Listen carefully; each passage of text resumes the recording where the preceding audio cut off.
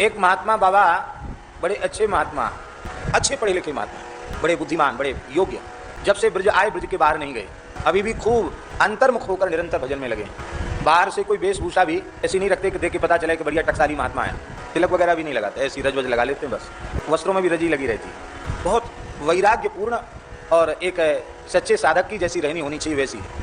बिल्कुल शरीर संसार से कोई प्रयोजन नहीं, हरिता जी किमपि प्रयोजन नहीं, ऐसे महात्मा है। हमारे बड़े प्रेमी हैं। तो हमने उनसे पूछा कि उस जमाने में इतना बढ़िया पढ़ रहे थे आप, टॉप कर रहे थे, तो फिर आप साधु कैसे हो गए? तो उन्होंने कहा कि एक कहीं रिश्तेदारी में गए थे, एक फटा पुराना कल्याण का एक कल्याण पत्रिका एक जगह रखी थी, उसके पीछे के पृष्ठ गायब थे, आगे के भी गायब थे, बीच बीच का हिस्सा था, और उसमें श्रद्धेय श्री हनुमान प्रसाद पोद्दार जी का एक लेख था, मानव जन्म का चरम फल। कहते बस इस लेख को पढ़ करके सब छूट गया, समझ में आ गया कि अरे भाई हम जिस रास्ते पर अब तक चल के आए हैं वो मानव जन्म का चरम फल नहीं है।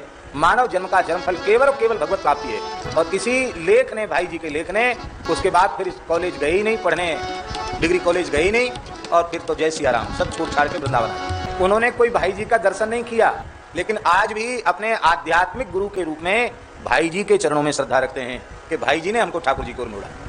कल्याण पत्रिका की गरिमा जब से आरंभ हुई, कल्याण पत्रिका, तब से अब तक भगवत कृपा से, संतों के अनुग्रह से आज तक कल्याण पत्रिका की गरिमा यथावत बनी हुई है। कल्याण पत्रिका ऐसी है कि आज भी लाखों लोगों के यहाँ कल्याण पत्रिका के माध्यम से सत्संग होता है।